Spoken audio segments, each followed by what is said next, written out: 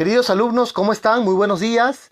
En esta oportunidad les saluda el ingeniero José Luis Loaiza Solier para abarcar el curso de iluminación en lugares de trabajo, métodos y técnicas para su evaluación.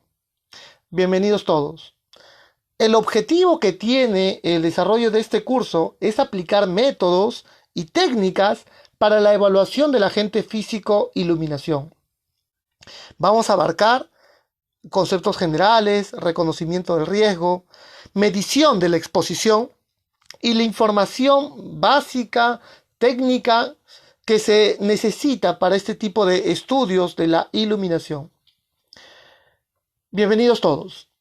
Vamos a abarcar aspectos generales. La iluminación es la cantidad de lúmenes que están presentes en el sitio de trabajo, en la cual la finalidad es facilitar la visualización, ayudarle en el confort visual de las personas.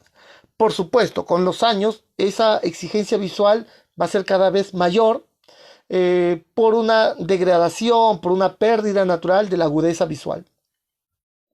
Y buscamos este confort visual para poder reconocer objetos, estímulos, para poder realizar las labores. En el marco normativo peruano, y entendemos que es así a nivel internacional, tenemos la guía en la cual se establece en la resolución ministerial 375 del año 2008 del Ministerio de Trabajo en Perú o sus equivalentes en otras organizaciones, en otros países. En función de la actividad estará la cantidad mínima de luxes que se requiere.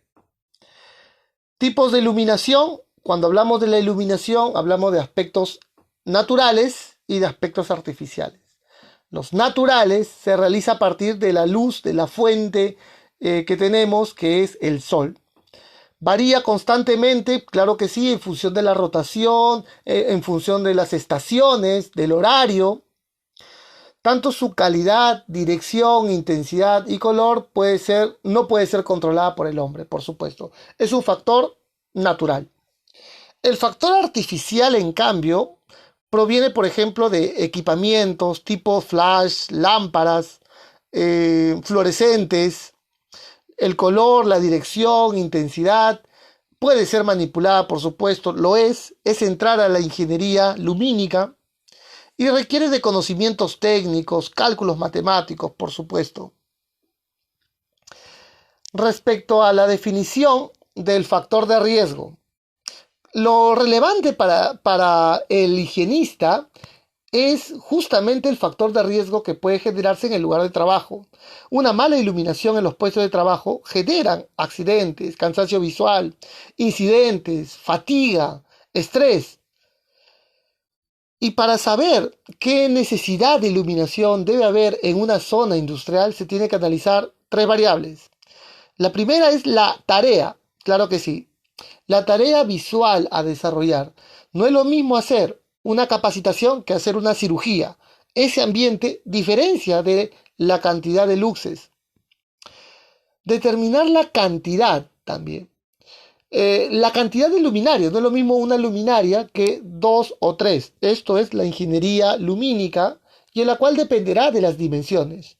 Para determinar la cantidad de luminarias deberíamos de conocer el área, ancho por largo, la altura, un espacio tridimensional, la altura también. No es lo mismo iluminar un ambiente de 2 metros que de 8 metros, no es lo mismo.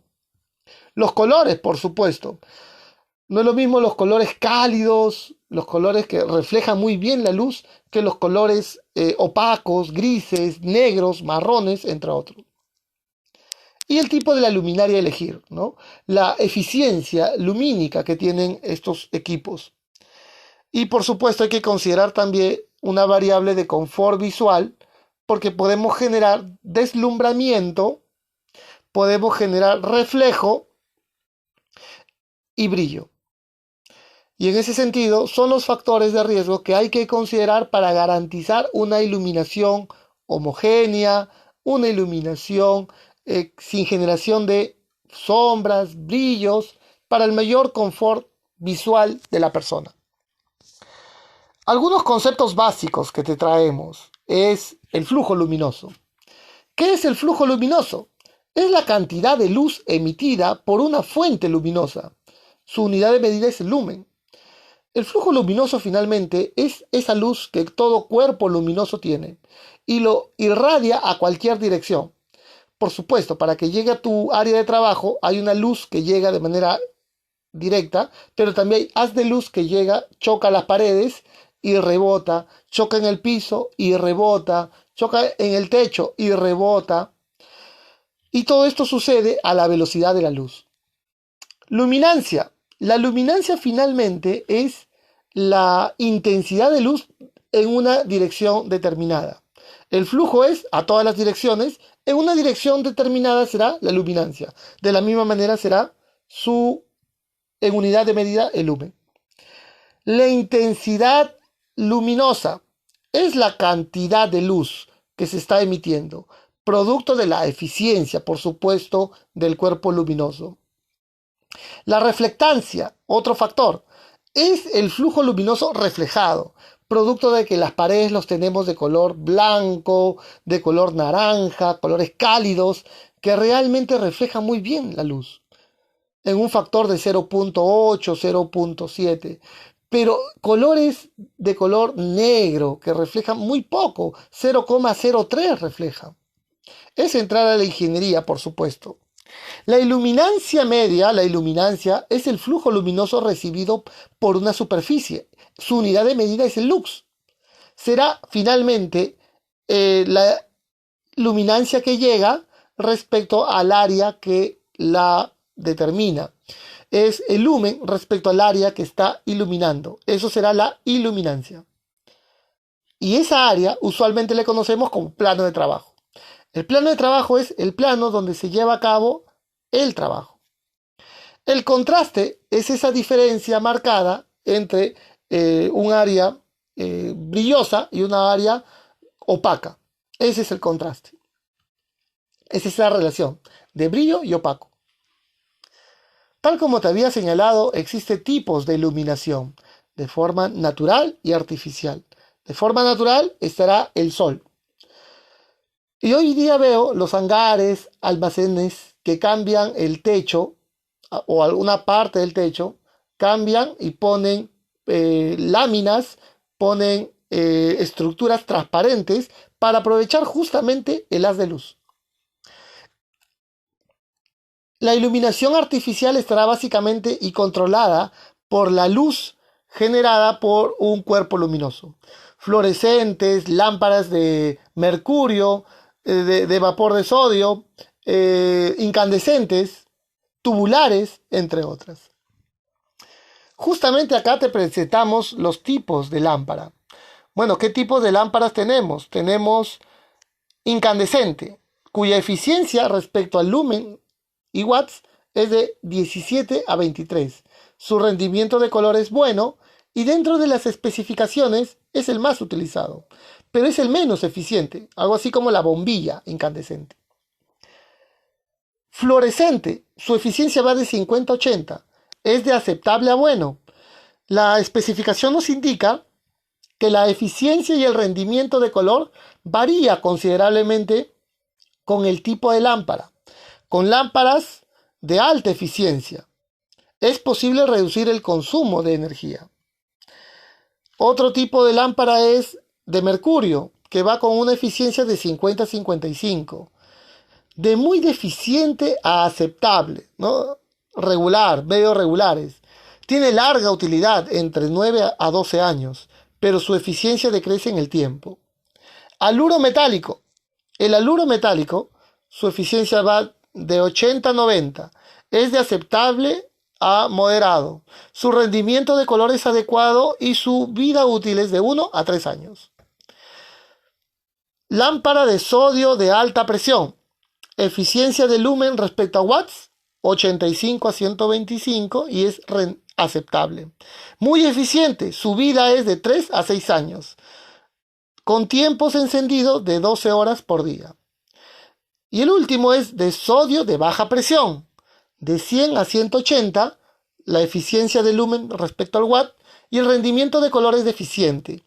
Es el más eficiente, tiene una alta vida de 4 o 5 años en promedio, encendido de 12 horas por día.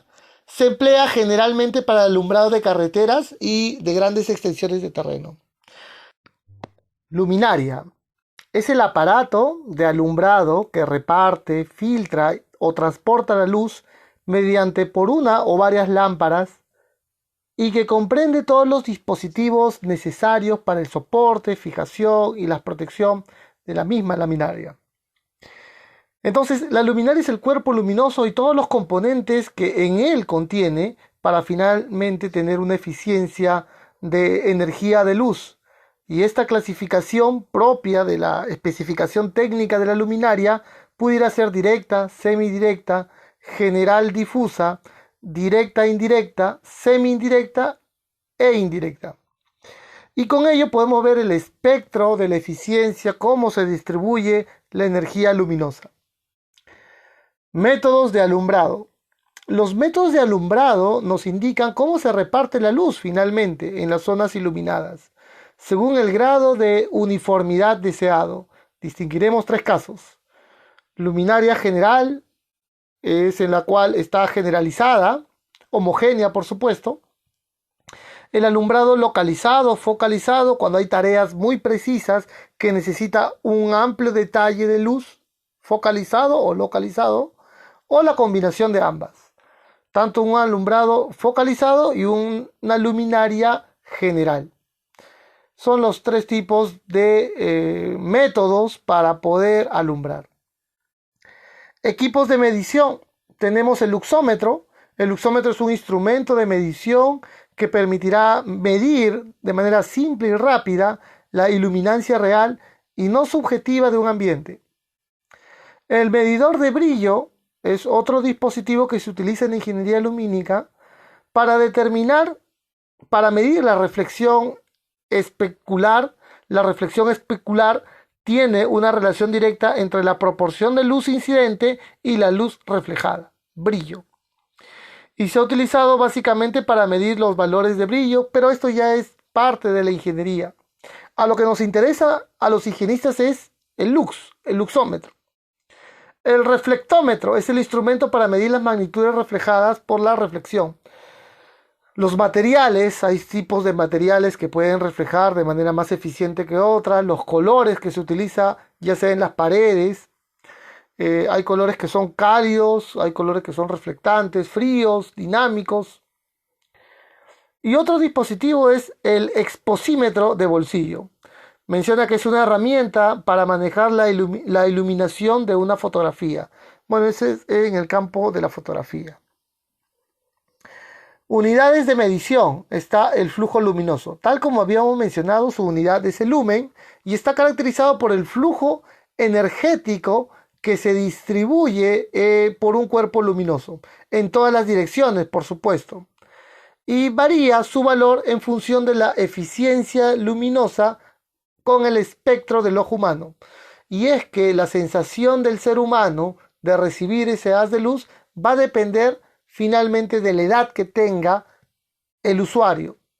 Cuando tengamos 60 años no vamos a mirar tan eficiente como cuando teníamos 30 años. Se menciona también que por consiguiente el flujo luminoso de una fuente que irradia una cantidad de energía de una onda, de una longitud de onda por unidad de tiempo, es dicha cantidad afectada por el valor de la eficacia. Entonces hay un concepto de eficacia y la longitud de la onda espectral de la energía. Y su unidad de medida será el lumen. Otra unidad de medida es el rendimiento luminoso. Y el rendimiento luminoso estará en función del watt. Lúmenes respecto a watt. Que es el flujo luminoso respecto a la potencia para que funcione ese cuerpo luminoso. Necesita de repente 220, 110, 440, entre otros. Rendimiento luminoso. Otra unidad de medida es la candela. Bueno, es una unidad de medida utilizada desde hace muchos años atrás, ¿no? Se define como la intensidad luminosa en una dirección dada de una fuente que emite una radiación monocromática en cierta frecuencia, de 540 a 1012 Hz. Pero el que sí nos interesa hoy en día, bastante equivalente, es el lux. ¿Qué es el lux? Es la incidencia perpendicular del lumen que irradia una superficie, un metro cuadrado. El lux será finalmente la energía del lumen respecto a metros cuadrados. Lumen respecto a área te da el lux. Acá hay una relación que equivale a 0.0929 lúmenes. Al definir que un lux equivale a un lumen por metro cuadrado, se especifica que un lumen equivale a, también puede darse una equivalencia respecto a candelas por estereo-radián, que es otra unidad de medida. Pero la que más utilizamos en los campos de la higiene es lúmenes respecto a metros cuadrados. Te presentamos también las luminancias recomendadas por actividad. Nos habíamos adelantado, en el Perú, de acuerdo a la resolución ministerial 375, se establecen actividades. Una actividad de oficina, 300 luxes. Una actividad de laboratorio, 500 luxes. Una actividad de control de calidad de un laboratorio, 750. En el Perú se establece lo mínimo, pero en Europa se establece mínimo, recomendado y óptimo para la eficiencia energética. Por ejemplo, para zonas generales de edificios, pasillos, mínimo 50, recomendado 100 y óptimo 150. Para oficinas, dependiendo, sala de oficinas estará 450, 500 y 750 como mínimo, recomendado y óptimo. Para grandes salas de capacitación, 500, 750 y 1000 como mínimo, recomendado y óptimo respectivamente. Interesante acá que nos establece cuartos de trabajo y estudios, que es la última línea, 300, 500 y 750 como mínimo recomendado. ¿Qué efectos podemos tener de la mala iluminación? Uno de ellos son trastornos oculares, afectación, fatiga visual, pesadez, lagrimeo, cefaleas, dolor de cabeza porque tienes que tener una mayor concentración, un mayor enfoque para reconocer el estímulo que quieres encontrar. Con ello fatiga, disminución de la energía, agotamiento, justamente por el estar dando un mayor énfasis de esfuerzo visual. Y con ello los efectos anímicos, falta de concentración, desánimo, entre otros. Respecto a la evaluación de la iluminación, podemos citar una norma mexicana, la 025 de la Secretaría de Trabajo de México, en la cual podemos nosotros citar algunos dispositivos, como por ejemplo, en este cuerpo se establecen los requerimientos de iluminación en las áreas de centros de trabajo, para los que se cuente con cantidad de iluminación dependiendo de la actividad visual que se va a realizar, con el fin de generar un ambiente seguro y saludable en el momento de realizar el trabajo. Los niveles de iluminación en este marco legal se establecen ya límites mínimos, óptimos, recomendados en función del plano de trabajo. ¿Qué nos recomienda para evaluar la iluminación? Lo que nos recomienda es 1. Determinar el área, la tarea visual, los puestos de trabajo. Deben de recabarse y registrarse la información del reconocimiento de las condiciones de iluminación de las áreas de trabajo, así como las áreas donde exista la iluminación deficiente o se presente deslumbramiento y posteriormente, conforme se modifiquen las características de la luminaria o las condiciones de iluminación del área de trabajo. Muy bien. Debemos nosotros de enfocar nuestro estudio para las áreas y tareas de trabajo, para puestos de trabajo y también para aquellas áreas donde exista deficiencia de iluminación.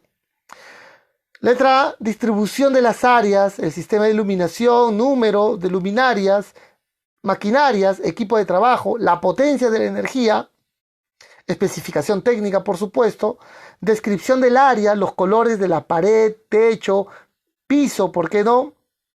Y con ello, utilizar esta tabla que vamos a encontrar, producto de la actividad, cuál es el mínimo, el óptimo, el recomendado. Descripción de los puestos que requieren iluminación localizada o focalizada, general.